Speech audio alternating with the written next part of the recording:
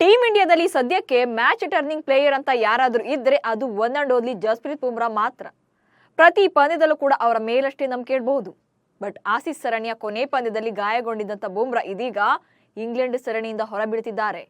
But champions ಟ್ರೋಫಿಗೂ ಕೂಡ come back ಮಾಡ್ತಾರೋ ಇಲ್ವೋ ಅನ್ನುವಂತ ಆತಂಕ ಶುರುವಾಗಿದೆ. ಹಾಗಾದ್ರೆ ಬುಮ್ರಾಗೆ ಏನಾಗಿದೆ? ಚೇತರಿಸಿಕೊಳ್ಳೋಕೆ ಇನ್ನೆಷ್ಟು ದಿನ ಬೇಕು?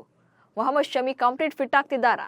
ಈ ಬಗ್ಗೆ ಒಂದಷ್ಟು ಮಾಹಿತಿಯನ್ನ ನೀಡ್ತೇನೆ. ನಾನು ಶಾಂತಾ. ನೀವು ಸುದ್ದಿಯಾನದ ಸಬ್ಸ್ಕ್ರೈಬರ್ ಆಗೋದಕ್ಕೆ ಮರಿಬೇಡಿ. ಬಾರ್ಡರ್ ಗವಾಸ್ಕರ್ ಟೆಸ್ಟ್ ಸರಣಿ ಸೋತಿರೋ ಭಾರತ ತಂಡ ನೆಕ್ಸ್ಟ್ ಇಂಗ್ಲೆಂಡ್ ವಿರುದ್ಧದ ಸೀರೀಸ್ಗೆ ರೆಡಿ ಆಗಬೇಕಿದೆ. ಇದೇ ತಿಂಗಳಲ್ಲೇ ಆರಂಭವಾಗಲಿರುವಂತಹ T20 ಹಾಗೆ ಏಕದಿನ ಸರಣಿಗಳಿಗೆ ಇನ್ನಷ್ಟೇ ಟೀಮ್ ಅನೌನ್ಸ್ ಮಾಡಬೇಕಿದೆ. 5 T20 ಪಂದ್ಯಗಳು ಹಾಗೆ 3 ಏಕದಿನ ಪಂದ್ಯಗಳ ಸರಣಿ ನಡೆಯಲಿದೆ. ಫೆಬ್ರವರಿ 6 ನಾಗ್ಪುರದಲ್ಲಿ ಮೊದಲ ಏಕದಿನ ಪಂದ್ಯ ನಡೆದರೆ ಫೆಬ್ರವರಿ 9ರಂದು ಕಟಕ್ನಲ್ಲಿ 2ನೇ ಏಕದಿನ ಪಂದ್ಯ ನಡೆಯಲಿದೆ. ಇನ್ನು ಫೆಬ್ರವರಿ 12ರಂದು ಅಹಮದಾಬಾದ್ನಲ್ಲಿ 3ನೇ ಏಕದಿನ ಪಂದ್ಯ ನಡೆಯಲಿದೆ. ಬಟ್ ಬೌಲಿಂಗ್ ಬ್ರಹ್ಮಾಸ್ತ್ರವಾಗಿರುವಂತಹ ಜಸ್ಪ್ರೀತ್ ಬುಮ್ರಾ ಫಿಟ್ನೆಸ್ ಸಮಸ್ಯೆಯಿಂದ ಬಳಲ್ತಿದ್ದಾರೆ. ಅವರನ್ನ ಸೆಲೆಕ್ಟ್ ಮಾಡೋದು ಕೂಡ ಡೌಟ್ ಇದೆ. ಜನವರಿ 22ರಿಂದ ಇಂಗ್ಲೆಂಡ್ ವಿರುದ್ಧ ಸರಣಿ ಆರಂಭ. ಆಸ್ಟ್ರೇಲಿಯಾ ವಿರುದ್ಧದ 5 ಪಂದ್ಯಗಳ ಟೆಸ್ಟ್ ಸರಣಿಯಲ್ಲಿ ಆಸೀಸ್ ತಂಡ ಗೆದ್ದು ಬೀಗಿದೆ. ಬಟ್ ಕೊನೆ ಪಂದ್ಯದವರೆಗೂ ಕೂಡ ಕಾಂಗರೂ ಪಡೆಯನ್ನ ಕಾಡಿದ್ದಂತ ಜಸ್ಪ್ರೀತ್ ಬುಮ್ರಾ 32 ವಿಕೆಟ್ಗಳನ್ನ ಬೇಟೆಯಾಡಿ ಹೈಯೆಸ್ಟ್ ವಿಕೆಟ್ ಟೇಕರ್ ಎನಿಸಿಕೊಂಡಿದ್ರು. ಸರಣಿ ಶ್ರೇಷ್ಠ ಗೌರವಕ್ಕೂ ಕೂಡ ಭಾಜನರಾಗಿದ್ರು. ಇದೀಗ ಜನವರಿ 22ರಂದು ಇಂಗ್ಲೆಂಡ್ ವಿರುದ್ಧ ಟೀಂ ಇಂಡಿಯಾ ಸರಣಿ ಆಡಬೇಕಿದೆ. ಭಾರತದಲ್ಲೇ ನಡೆಯಲಿರುವಂತಹ ಸರಣಿಯಲ್ಲಿ ಪ್ರವಾಸಿ ತಂಡ 5 T20 ಹಾಗೆ 3 ಏಕದಿನ ಪಂದ್ಯಗಳನ್ನಾಡಲಿದೆ. ಬಟ್ ಈ ಸರಣಿಗಳಿಗೆ ಬುಮ್ರಾರನ್ನ ಸೆಲೆಕ್ಟ್ ಮಾಡೋದು ಕಷ್ಟ ಇದೆ. ಆಸ್ಟ್ರೇಲಿಯಾ ವಿರುದ್ಧ 150ಕ್ಕೂ ಹೆಚ್ಚು ಓವರ್ಗಳ ಬೌಲಿಂಗ್. ಆಸ್ಟ್ರೇಲಿಯಾ ವಿರುದ್ಧದ ಸರಣಿಯಲ್ಲಿ ಭಾರತ ಪರ ಅತ್ಯುತ್ತಮ ಪ್ರದರ್ಶನ ನೀಡಿದಂತ ಜಸ್ಪ್ರೀತ್ ಬುಮ್ರಾ ಬೌಲಿಂಗ್ ನಲ್ಲಿ ಬಿರುಗಾಳಿಯನ್ನೇ ಎಬ್ಬಿಸಿದ್ರು. ಸರಣಿಯಲ್ಲಿ 150ಕ್ಕೂ ಹೆಚ್ಚು ಓವರ್ಗಳನ್ನ ಬೌಲಿಂಗ್ ಮಾಡಿದ್ದಾರೆ.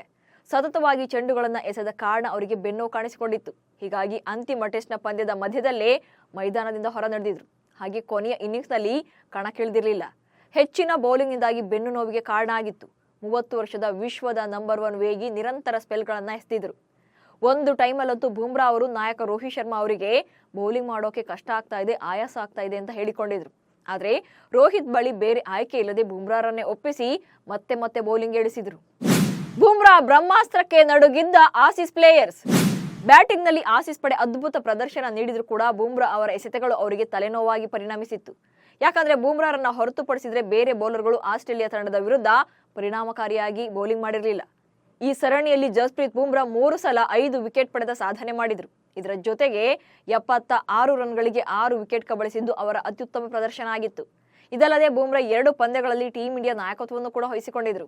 ಇದೇ ಕಾರಣಕ್ಕೆ ಸಿಡ್ನಿ ಟೆಸ್ಟ್ ಪಂದ್ಯದ 2ನೇ ಇನ್ನಿಂಗ್ಸ್ ವೇಳೆ ಬುಮ್ರಾ ಬೌಲಿಂಗ್ಗೆ ಇಳಿಯದ್ದು ಕಮಿನ್ಸ್ ಬಳಗಕ್ಕೆ ಪಂದ್ಯ ಗೆಲ್ಲೋಕೆ ಪ್ಲಸ್ ಆಗಿತ್ತು. ಇದನ್ನ ಸ್ವತಃ ಆಸ್ಟ್ರೇಲಿಯಾದ ಆಟಗಾರರೇ ಒಪ್ಪಿಕೊಂಡಿದ್ರು ಕೂಡ. ಇಂಗ್ಲೆಂಡ್ ಸರಣಿಗೆ ರೆಸ್ಟ್, ಚಾಂಪಿಯನ್ಸ್ ಟ್ರೋಫಿಗೆ ಇಳಿಸುತ್ತಾ ಬಿಸಿಸಿಐ. ಭಾರತ ತಂಡದ ಯಶಸ್ಸಿನಲ್ಲಿ ಬುಮ್ರಾರೇ ಮೇನ್ ಪಿಲ್ಲರ್. ಹೀಗಾಗಿ ಬುಮ್ರಾರನ್ನ ಜೋಪಾನ ಮಾಡಬೇಕಾದಂತ ಅಗತ್ಯತೆ, ಅನಿವಾರ್ಯತೆ ಬಿಸಿಸಿಐಗಿದೆ. ಹೀಗಾಗಿ ಇಂಗ್ಲೆಂಡ್ ಸರಣಿಗೆ ರೆಸ್ಟ್ ಕೊಟ್ಟು ಐಸಿಸಿ ಚಾಂಪಿಯನ್ಸ್ ಟ್ರೋಫಿ ವೇಳೆಗೆ ಸಜ್ಜುಗೊಳಿಸೋಕೆ ಬಿಸಿಸಿಐ ಹಾಗೆ ವೈದ್ಯಕೀಯ ತಂಡ ಪ್ರಯತ್ನವನ್ನ ಮಾಡ್ತಾ ಇದೆ. ಆದ್ರೆ ಜಸ್ಪ್ರೀತ್ ಬುಮ್ರಾ ಅವರ ಬೆನ್ನು ನೋವಿನ ತೀವ್ರತೆ ಎಷ್ಟಿದೆ ಅನ್ನೋದು ಇನ್ನಷ್ಟೇ ಗೊತ್ತಾಗಬೇಕಿದೆ. ಬಿಸಿಸಿಐ ಮೆಡಿಕಲ್ ಟೀಮ್ ಅವರ ಆರೋಗ್ಯದ ಕಡೆಗೆ ನಿಗಾವನ್ನ ಇರಿಸಿದೆ. ಬೆನ್ನು ನೋವಿನ ತೀವ್ರತೆ ಗ್ರೇಡ್ 1 ವಿಭಾಗದಲ್ಲಿದ್ರೆ 3 ವಾರಗಳ ವಿಶ್ರಾಂತಿ ಬೇಕಾಗುತ್ತೆ. ಅಥವಾ ಒಂದ್ ವೇಳೆ ಗ್ರೇಡ್ 2 ವಿಭಾಗದಲ್ಲಿದ್ರೆ ಆಟಕ್ಕೆ ಮರಳೋಕೆ ಅವರಿಗೆ 6 ತಿಂಗಳ ರೆಸ್ಟ್ ನೀಡಬೇಕಾಗುತ್ತೆ. ಇನ್ನು ಅಥವಾ 3ರಲ್ಲಿ ಇದ್ರೆ ಕನಿಷ್ಠ 3 ತಿಂಗಳ ವಿಶ್ರಾಂತಿಯನ್ನ ಪಡಿಲೇಬೇಕಾಗುತ್ತೆ. ಹೀಗಾಗಿ ಬುಮ್ರಾಗೆ ಐಸಿಸಿ ಚಾಂಪಿಯನ್ಸ್ ಟ್ರೋಫಿ ಆಡೋಕೆ ಸಾಧ್ಯವಾಗೋದಿಲ್ಲ. ನೋವಿನ ತೀವ್ರತೆಯ ಪ್ರಮಾಣ ಆಳಿದ ನಂತರವೇ ಇಂಗ್ಲೆಂಡ್ ವಿರುದ್ಧದ ಸರಣಿಗೆ ಬರ್ತಾರಾ ಅಥವಾ ಇಲ್ವಾ ಅನ್ನೋದು ಗೊತ್ತಾಗುತ್ತೆ. ಇನ್ನು ಚಾಂಪಿಯನ್ಸ್ ಟ್ರೋಫಿ ಫೆಬ್ರವರಿ 19ರಿಂದ ಮಾರ್ಚ್ 9ರವರೆಗೆ ನಡೆಯಲಿದೆ. ಈ ಟೂರ್ನಿಯಲ್ಲಿ ಭಾರತ ಮತ್ತು ಪಾಕಿಸ್ತಾನ ನಡುವಿನ ಹೈ ವೋಲ್ಟೇಜ್ ಪಂದ್ಯ ಫೆಬ್ರವರಿ 23ಕ್ಕೆ ದುಬೈನಲ್ಲಿ ನಡೆಯಲಿದೆ. ವಿಶೇಷ ಅಂದ್ರೆ ಈ ಟೂರ್ನಿ ಹೈಬ್ರಿಡ್ ಮಾದರಿಯಲ್ಲಿ ನಡೀತಾ ಇದೆ. 2014ರಲ್ಲಿ ಭಾರತ ಕೊನೆಯದಾಗಿ ಚಾಂಪಿಯನ್ಸ್ ಟ್ರೋಫಿಯನ್ನ ಗೆದ್ದುಕೊಂಡಿತ್ತು. ಹೀಗಾಗಿ ಈ ಸಲ ಭಾರತ ಬೆಸ್ಟ್ ಪರ್ಫಾರ್ಮೆನ್ಸ್ ನೀಡಬೇಕು ಅಂದ್ರೆ ಬುಮ್ರಾ ಅವರ ಉಪಸ್ಥಿತಿ ಇರಲೇಬೇಕು. ಮತ್ತೊಂದು ಕಡೆ ಮೊಹಮ್ಮದ್ ಶಮಿ ಕೂಡ ವಿಜಯ್ ಹಜಾರೆ ಟ್ರೋಫಿ ಟೂರ್ನಿಯಲ್ಲಿ ಅದ್ಭುತ ಪ್ರದರ್ಶನವನ್ನು ನೀಡುತ್ತಿದ್ದಾರೆ. ಟೀಂ ಇಂಡಿಯಾಗೆ ಬಿಸಿಸಿಐ ಸೆಲೆಕ್ಟ್ ಮಾಡುತ್ತಾ ಇಲ್ವಾ ಅನ್ನೋ ಕೂಡ ಚರ್ಚೆ ನಡೀತಾ ಇದೆ. ಹಾಗೇನಾದ್ರೂ ಬುಮ್ರಾ ರಿಕವರಿಯಾಗಿ ಶಮಿ ರೀ ಎಂಟ್ರಿ ಕೊಟ್ರೆ ಭಾರತಕ್ಕೆ ಆನೆ ಬಲ ಸಿಗೋದಂತೂ ಗ್ಯಾರಂಟಿ. ನಮಸ್ಕಾರ.